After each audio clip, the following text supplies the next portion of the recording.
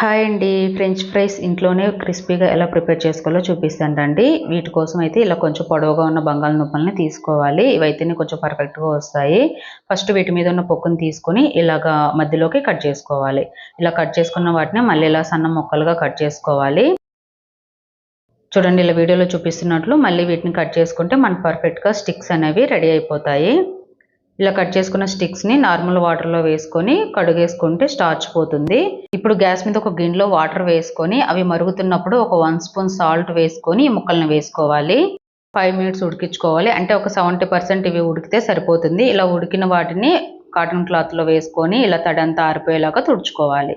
ఇలా తుడుచుకున్న వాటిని ఒక ప్లేట్‌లో వేసుకొని బాగా మరుగుతున్నటువంటి ఆయిల్‌లో వేసుకొని మీడియం ఫ్లేమ్‌లో ఫ్రై చేసుకోవాలి.